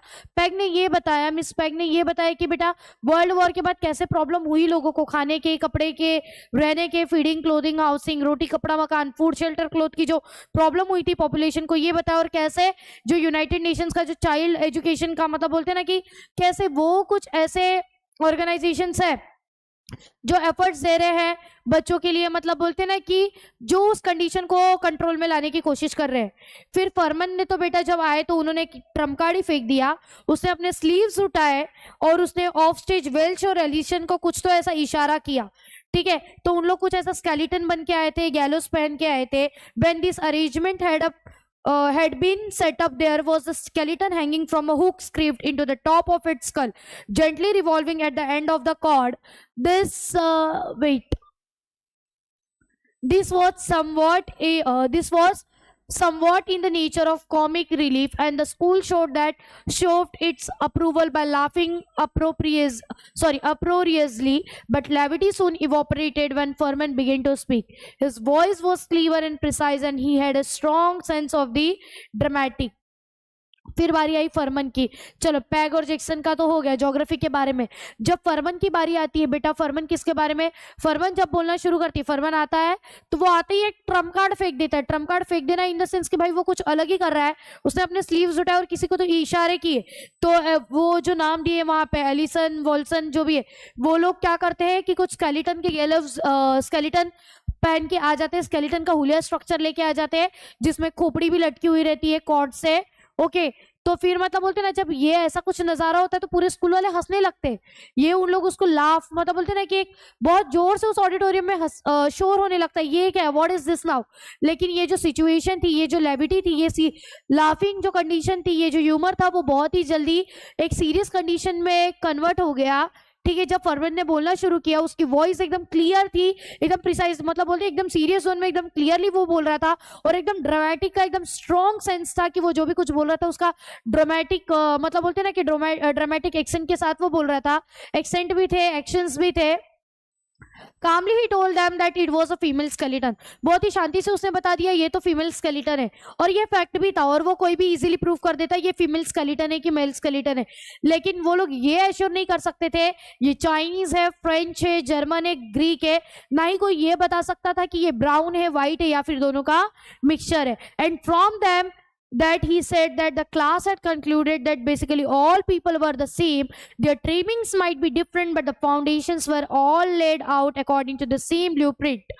Furman was wonderful, he had them eating out of his hand. तो फरमन ने जब वो देखा है तो बोला ये तो फीमेल स्केलेटन है, जिसको आइडेंटिफाई करना इज वेरी सिंपल, बट तुम ये नहीं बता सकते ये ग्रीक है, चाइनीज है, फ्रेंच है, जो भी है, इसको पता करना मुश्किल है, और वो व्हाइट पर्सन की है, ब्राउन पर्सन का स्केलेटन है, या कि दोनों के मिक्सचर का है।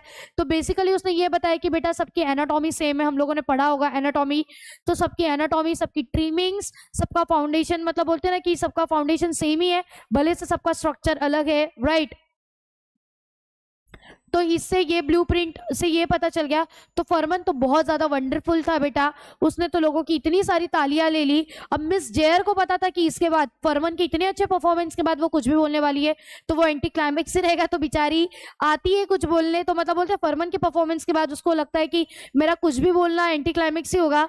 वो problems which all humanity has to face in terms of sickness and disease and the advantage gain by the interchange of knowledge, advice and assistant, वो बेचारी आने के बाद किसके बारे में बात करती है मिस जेयर, उन बीमारियों के बारे में कि कैसे सिकनेस है, कैसे दुनिया में कौन सी बीमारियां हैं, कैसे सिकनेस, कैसे डिजीजेस है, और कैसे उन डिजीजेस को क्योर कर सकते हैं, कैसे वो डिजीजेस क्यों होती है, क्योर होती है नॉलेज शेयर करके, कैसे ऑल ओवर द वर्ल्ड के डॉक्टर मिलके एक एक बीमारियों का सोल्यूशन ढूंढ रहे हैं, ऐसा। अब मिस जॉर्ज ने हिस्ट्री के बारे में रिपोर्ट किया, रिफॉर्मेशन इन इंग्लैंड, कि कैसे इंग्लैंड का रिफॉर्मेशन हुआ। वो ये बताती है कि इंडिपेंडेंट स्पिरिट के लिए कितना ज्यादा मैन ने स्ट्रगल किया, कैसे जो क्लरिकल डोमिनेशन थे, जैसे पहले के जमाने के कुछ कल्चर थे, बाल विवाह हो गया, सती प्रथा, जो हमने हमारी हिस्ट्री में पढ़े, तो वही क्लरिकल डोमिनेशन जो वहां के थे उनको ब्रेक करना, रिलीजियस ट्रेडिशंस को ब्रेक करना, कैसे एक एक मतलब हिस्ट्री में क्या क्या चेंजेस हुए। तो idea of tolerance for the beliefs and cultures of others, तो कैसे एक दूसरे का कल्चर एक्सेप्ट किया गया, तो ये अब उसने इंटरेस्ट लाने की कोशिश की, कैसे उन्होंने कल्चर सीखे ये उन्होंने बताया। अब डेनम का रिपोर्ट तो एक शॉकिंग ही था। ही severally criticized the general pattern of the PTN games, emphasizing the serious limitations of the space obtaining and that effect of that limitations on their games activities. He complained that the PT was ill-conceived and pointless and the routine monotonous. He could see no advantage in doing it. A jolly good game was far better. Apparently, he was voicing the opinions of all the boys, for they cheered him loudly. When the reports were over, Dunham called two children at random from the audience and asked them to write the name of each other, including the head, on a slip of paper. तो बेटा जब denim की अब denim की report की बात आई, ठीक है, अब सबका हो गया, कल्चर के बारे में भी बोल दिया मिस जॉर्ज ने हिस्ट्री में, राइट। तो जब डेनम की रिपोर्ट की बारी आती है, डेनम की रिपोर्ट तो इतनी ज्यादा शॉकिंग रहती है। उसने पीटी के बारे में क्वेश्चन रेज किया, उसके अकॉर्डिंग जो गेम्स होते हैं, ये जो पीटी होती है लिमिटेशन स्पेस की, हफ्ते में 2 दिन 20 मिनट्स के लिए एक्सरसाइज, ठीक है, ये जो भी है उनका कुछ भी मीनिंग नहीं है। उसके अकॉर्डिंग ये जो पीटी होती है ये कंसीव मतलब बोलते हैं इल कंसीव्ड है, पॉइंटलेस है, ये रूटीन मोनोटोनस है जिसका कोई यूज नहीं है, कोई एडवांटेज नहीं है। इसके बदले कुछ अच्छे जॉली गुड गेम्स हो जाते तो काफी अच्छा होता। तो जैसे उसने पीटी के बारे में क्वेश्चन रेज किया, सारे बॉयज का आवाज उसको चीयर करने लगा, लड़के पूरे जोश में आ गए थे। तो जब रिपोर्ट खत्म हुई तो डेनम ने दो बच्चों को रैंडमली ऑडियंस में से उठाया और टीचर्स के नाम लिखने बोले, और मतलब बोलते ना कि स्लिप को निकालने को बोला, सॉरी एक सेकेंड, और उसने क्या करने बोला कि जो पेपर पे नेम्स लिखने बोले, ठीक है। The sleeves were folded and placed in a hat, juggled vigorously, and then withdrawn one by one. The names were called Mr. Weston, Mrs. Jill Evans, Miss Phillips. Denham and Miss Joseph led the others off the stage, and teachers took their seats. Weston big and visually untidy between the two women. Then the questioning began. अब sleep fold हुई, hate में डाली, उसको मस्त hate में जगल्ड किया गया, mix किया गया, फिर उसमें से निकाला गया। तो उसमें 3 टीचर्स के नाम आते हैं, जिसमें से एक सर रहते हैं मिस्टर वेस्टन, फिर मिसेस जेल इवेंस और मिस फिलिप्स। तो डेनम और जोसेफ बाकी सारे रिप्रेजेंटेटिव को बोलते ऑफ स्टेज जाने के लिए, उन लोग स्टेज से नीचे उतरते और अब टीचर्स आके वहां पे जगह ले लेते। तो वेस्टन जो थे पीटी के सर, वो 2 एकदम ब्यूटीफुल लेडी के बीच में एकदम अनटाइडी दिख रहे थे, बिशिली दिख रहे थे, मतलब बोलते ना कि उन दोनों के बीच में ये पूरा बिखरा बिखरा लग रहा था ऐसा। फिर क्वेश्चनिंग की शुरुआत हुई। I believe I would have gone a long way to see what followed. It was an experience which I shall not easily forget. The questions were mostly from the 2 top classes, probably because the young children were either too timid or too uninformed or formulate their questions. तो बेटा उसके बाद बोलते कि उसके बाद जब teacher आ गए तो जो शुरू हुआ वो जो एक्सपीरियंस है वो तो कभी भूल ही नहीं सकते ईयर ब्रेथ वेट। वो बोलते कि क्लास जो भी क्वेश्चंस रेज होते थे वो 2 बड़े हायर क्लास से ही होते थे, क्योंकि बोलने के लिए स्कूल के अगेंस्ट, टीचर्स के अगेंस्ट बड़े बच्चे ही बोलते। ऐसा नहीं बोल रही हूँ, बुराई नहीं कर रही हूँ कि उन लोग बोलते, इन द सेंस कि बड़े बच्चों के पास पूरा राइट होता है, उन लोग अपनी चीजों को प्रॉपरली रख पाते कि इसने ये किया, उसने वो किया, स्कूल में ये नहीं हो रहा, वो नहीं हो रहा, तो वो लोग अपनी प्रॉब्लम को अच्छी तरीके से रख पाते। और छोटे बच्चे या तो बेचारे काफी ज्यादा छोटे हो जाते, या तो काफी शाय होते, या तो बेचारे अपने क्वेश्चन को मतलब बोलते ना कि फॉर्मुलेट ही नहीं कर पाते। और टीचर्स के पास बेटा ऐसे ही उन लोग क्वेश्चन कर रहे थे कि टीचर्स के पास ब्रीफिंग ही नहीं थी, आंसर्स ही नहीं था, टीचर्स स्टैमर करने लग रहे थे, भाई वो लोग भी रुक रुक के बोल रहे हैं, ठीक है, उनके पास कोई इंडिसीजन नहीं था। लेकिन उनको एक बड़ा सा सरप्राइज मिला, जो freely seemingly brainless Miss Euphemia Phillips थी, जिसको सब लोग समझते थे कि अरे ब्रेन नहीं है, इस टीचर को कुछ आता नहीं है, वो एक कूलेस्ट साबित हुई, बेस्ट इन्फॉर्म टीचर साबित हुई। She dealt with the questions put to her candour and authority. बेटा उसने जो क्वेश्चंस थे वो एकदम मतलब बोलते ना कि एक अपना बेस्ट दे के, अपना थोड़ा दिमाग दौड़ा के, ऑथोरिटी को यूज करते हुए उसने आंसर दिए। And would often intervene skillfully to assist one of the others without causing embarrassment. उन्होंने किसी को embarrass नहीं किया, उन्होंने skillfully उन क्वेश्चन का आंसर सॉल्व किया है। Weston cut a very ridiculed figure in the face of Denham's blunt criticism and Fernman's adroit questioning. तो भाई वेस्टर्न जो थे, जो पीटी के लिए खुद ही रिस्पॉन्सिबल थे, वो तो भाई उसको गुस्सा कर रहे हैं। और अब डेनम इन द सेंस कि वो भी क्वेश्चन अपोजिट ही कर रहा है, ठीक है, पीटी के अगेंस्ट। लेकिन ये मिस्टर वेटसन तो मतलब बोलते ना कि फॉरमेन के क्वेश्चन पे गुस्सा कर रहे थे। He found himself completely nonplussed and try to bluster his way out with a show of offended dignity. तो लाइक इन द सेंस वो ऑफेंड हो रहे थे। जब फॉरमेन डेनम जो क्वेश्चन कर रहा था पीटी पे, वो पीटी के सर के पास कोई आंसर ही नहीं था वेटसन के पास, वो खुद को नॉन प्लस पा रहे थे। फॉरमैन क्वेश्चन पे क्वेश्चन किया जा रहा है, एड्रॉइटिंग उसकी क्वेश्चनिंग चल रही है, इनके पास बोलने को कुछ भी नहीं है, तो ये अपना गुस्सा निकालने की कोशिश कर रहे हैं, ऑफेंड हो रहे हैं वो इस बात से। वो पीटी को सपोर्ट ही नहीं कर पा रहे एक्सरसाइज को, जिसके लिए वो खुद ही रिस्पॉन्सिबल थे, because he was the PT sir as having any definite physical advantage. Denham was a train boxer, और वो डेनम को क्या ही बोलेंगे, डेनम ऑलरेडी एक ट्रेन बॉक्सर था। तो उसके अकॉर्डिंग ये जो एक्सरसाइजेस थी ये एडवांटेजेस तब होगी अगर ये डेली प्रैक्टिस हो। हफ्ते में 2 दिन, and for more sustainable periods PT twice weekly for 20 minutes was a waste of time. उसके अकॉर्डिंग ये था, डेनम के अकॉर्डिंग, अगर आपको एक्सरसाइज करवानी है तो रोज करवाओ, हफ्ते में 2 दिन 20 मिनट के लिए पीटी करवाओगे, वो भी एक्सरसाइज, तो उसका कोई मीनिंग ही नहीं है। Once again Miss Phillips took the friends and her stock promptly shot up 100 fold. तो फिर एक बार मिस फिलिप्स ने मतलब बोलते ना कि अपने मतलब बोलते ना कि एक ऐसा अचानक से एक 100 फोल्ड एक कार्ड फेंक दिया है बेटा, और उन्होंने उस बात को कवर किया है। She reminded that the school that every subject including PT and games had been carefully considered and fitted into the teaching time table so that each student received maximum benefit from it. तो उन्होंने बोला कि school का जो भी time table बनाया है including PT games जो भी है, जो भी टाइम टेबल सेट किया गया है बेटा, इससे बच्चों को मैक्सिमम बेनिफिट मिले उसके अकॉर्डिंग बनाया गया है।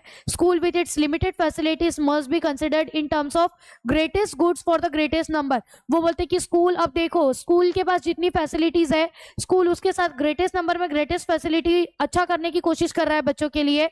अब it would be beyond anyone's power to please everybody. वो बोलती है लेकिन हर बच्चे की डिमांड पूरी की जाए ये तो पॉसिबल नहीं है। Some of you, she concluded, fixing Denham with innocent eyes, are fortunate in your own fine physical development and do not really need the few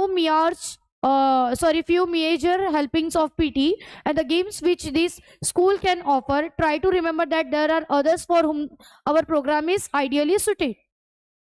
अब वो बोलती है डेनम की तरफ, वो मिस फिलिप्स के पास इतना दिमाग है, वो डेनम की तरफ इनोसेंट आंखों से बोलती है कि मुझे पता है कि ये स्कूल में कुछ ऐसे भी बच्चे हैं, those are very fine in their own way for PT, जिनका फिजिकल फिटनेस है, फिजिकली फाइन है, जिनको खुद से ही पीटी आता है।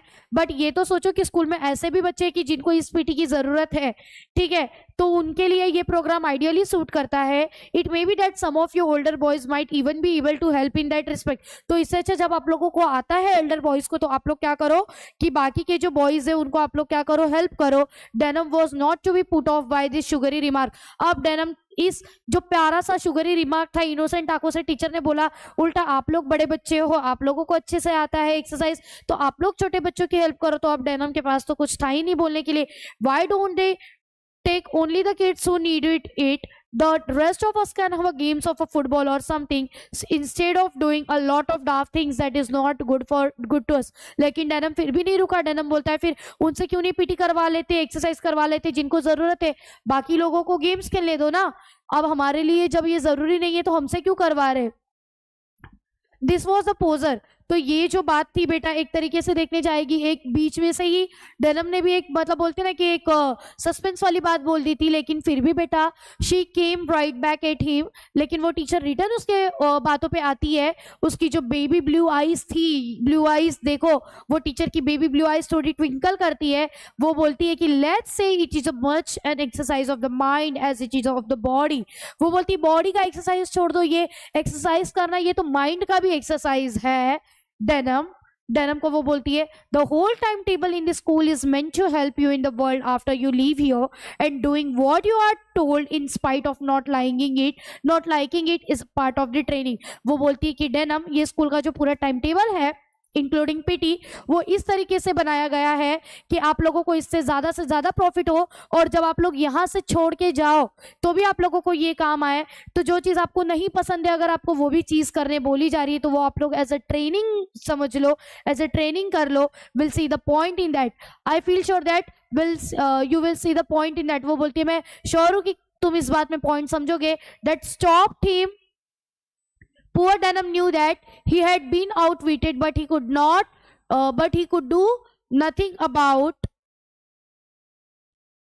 it, and sat looking rather rueful while Miss Phillips smiled broad and desperately innocent like a purse had gobbled her canary without leaving the teeniest feather. तो मुद्दे की बात है कि अब डेनम को पता था कि अब इस पे वो कुछ नहीं बोल सकता था, तो उस बेचारे का चेहरा उतर गया और मिस फिलिप्स की स्माइल काफी बड़ी हो गई थी। ये जो सब लोग फ्रीली झल्ली समझते थे, इनोसेंट, अब वो मतलब बोलते ना कि एक छोटी सी कैनरी ने, एक बर्ड से उनको कंपेयर किया गया है कि एक छोटी सी कैनरी ने अपने टीनियस्ट फेदर फैला दी है और सिचुएशन को हैंडल कर लिया. I begin to understand how it was that so slight a creature could cope up so effectively with her class. तो उन्होंने इस बात को समझ लिया कि कैसे उन्होंने अपने क्लास के साथ कोप अप कर लिया था बेटा ब्रेथवेट ने. Soon after this as the morning ended the head went on to the stage and close the proceeding. फिर बेटा जब ये काउंसिल खत्म हुई, हेड लोग ऊपर गए, ठीक है, और ये प्रोसीडिंग खत्म हुई, उन्होंने सारे बच्चों, हेडमास्टर ने जाके सारे चिल्ड्रन को मतलब बोलते हैं ना कि प्राइड मेंशन किया, एक उनके एफर्ट्स के लिए काफी ज्यादा डीप अप्रिसिएशन दिया. राइट, तो आप लोगों को शायद ही समझ में आया होगा. यहाँ पे बहुत बड़ा अपना जो नॉवेल था 4.2 का दी एंड होता है. याद रखो, ER ब्रेथवेट रेसिज्म के शिकार, जॉब नहीं मिल रही थी, स्टूडेंट टीचर रिलेशनशिप थीम है, ठीक है, कैसे उन्होंने नॉवेल के आइडिया से अपने बच्चों का दिल जीता. तो जब हाफ ईयरली रिपोर्ट थी वो 15 नवंबर को थी, 15 नवंबर को थी 10 बजे ऑडिटोरियम में. मिस जोसेफ और denim head boy and head girl. Mister Florian कौन थे? हेडमास्टर थे, ठीक है. मिस जोसेफ ने ब्रदरहुड ऑफ मैनकाइंड के बारे में बोला, और फिर उसके बाद पॉटर ने मैथ्स के बारे में बोला, पैग और जैक्सन ने ज्योग्राफी के बारे में बोला, सेपियानो नेचर साइंस के बारे में बोला, मिस जेयर फरमैन ने तो ये बताया ना फिजियोलॉजी के बारे में बताया, मिस जॉन ने हिस्ट्री के बारे में बोला. राइट, तो ऐसे ऐसे करके एक एक चीजें देखो, जैसे मुझे याद हुई है वैसे आप लोग याद रखोगे, थोड़ी थोड़ी चीजें उनसे समझोगे. एट लास्ट आप लोगों को जब हम लोग क्वेश्चन आंसर भी सॉल्व करवाएंगे, ऐसा नहीं है, जो second, third and fourth novel का जो क्वेश्चन आंसर होगा वो भी एक लेक्चर में मैं आप लोगों को सॉल्व करवाऊंगी. ट्रूप वही था कि ट्रूप मतलब कि ग्रुप में भागना, फर्दरेंस मतलब कि आगे की स्कीम, एडवांस स्कीम, डिस्क्रिशन मतलब कि ये पूरा बच्चों के ऊपर डिसाइड था कि वो क्या करना चाहते हैं, कमेंटेबल मतलब बोलते हैं ना, मैंने बोला तारीफे लाइक की, एकदम प्रोफेशनल वे में उन लोग विद कमेंटेबल ग्रेविटी उन लोग अपनी जगह ले रहे थे सीरियसनेस के साथ. एड्रेस तो स्पीच होता है, लेविटी वही सीरियस मैटर मतलब ह्यूमर, फॉर्मन के बाद पे वो सिचुएशन ह्यूमर से सीरियसनेस में बदल गई. Candour is nothing but the honesty. Adroit मतलब स्किलफुल क्वेश्चंस जो डेनम कर रहा था. नॉन प्लस मतलब कि कंप्लीटली कंफ्यूज, क्या बोलना है पता नहीं. एंड पोजर वाज लाइक कि ऐसा क्वेश्चन कि जिसका आंसर देना मुश्किल ही था. राइट, लेकिन फिर भी मिस फिलिप्स ने कर दिया. 3 टीचर्स दिए ना, गिलियन ब्लैंकार्ड तो गर्लफ्रेंड थी ER ब्रेथवेट की. मिस फिलिप्स की बात करोगे भाई, वही थी जिन्होंने डेनम को कंट्रोल में लाया, डेनम को क्वेश्चंस का आंसर दिए. मिस्टर वेटसन वो तो भाई खुद ही रिस्पॉन्सिबल थे पीटी के लिए, लेकिन वो पीटी का आंसर दे ही नहीं पा रहे थे. आई होप आप लोगों को ये नॉवेल अच्छी तरीके से समझा है. क्वेश्चन आंसर्स आप लोगों को मिलेंगे. क्वेश्चन आंसर्स जो होते हैं वो किस बेस पे होते हैं, जैसे कैरेक्टर डेनम के बारे में लिखना है, सेपियानो नेचर स्टडी की बात की थी ना, पेस्ट के बारे में, ब्लैक रॉट ऑन व्हील, जो भी ball wheels of cotton. Miss Joseph ने क्या बताया, इवेंट्स ने. देखो कैरेक्टर बेस्ड क्वेश्चन है, सारा कैरेक्टर ही है, कैरेक्टर ही कैरेक्टर है. प्लॉट बेस्ड क्वेश्चन आया तो आपको इंसिडेंट को सीक्वेंस में लगाना है कि डेनम ने गुस्सा किया, मतलब डेनम ने मिस फिलिप से आउटफिट हुआ, स्कूल प्रीसीडिंग क्लोज्ड हुई, पीटी के बारे में शोर हुआ, स्लीप्स पहले लिए गए ना, हेट में डाले गए, फॉर्मन ने ट्रम्प कार्ड फेंका, क्या स्टूडेंट काउंसिल कब. क्वेश्चन आंसर होगा, आपको इसको रीअरेंज करना है. राइट, सेटिंग बेस्ड क्वेश्चन है. Annual sports day on November 15 था क्या? नहीं था. हाफ ईयरली रिपोर्ट था ना स्टूडेंट काउंसिल का, करेक्ट आंसर क्या है? Authors house. अब देखो इवेंट क्या क्या दिए, ये ऑडिटोरियम ऑफ द स्कूल ना, स्कूल में ये इवेंट हो रहा था, स्कूल के ऑडिटोरियम में. फिर उसके बाद अगर देखोगे सी लैंग्वेज बेस्ड क्वेश्चन है, मिस फिलिप्स ने कैसे प्यार भरी बातें की, बहुत चीजें. देखो थीम बेस्ड, थीम तो मैंने आप लोगों को बता भी दिया. अगर आया आप लोगों को क्वेश्चन की explain the theme of the novel 4.2, अब सेक्शन 5 का सेकंड क्वेश्चन है तो वो आप लोगों को खुद से ही पता होना चाहिए. अच्छे अच्छे कमेंट करो अगर आप लोगों को समझ में आया है. सो नेक्स्ट लेक्चर में हम लोग और आगे का करेंगे, अगला नॉवेल करेंगे, क्वेश्चन पेपर सॉल्व करवाना है, सारी चीजें प्रोवाइड करना है. तो होप आप लोगों को समझ में आया होगा. Will see you in next class. चलो बाय एवरीवन.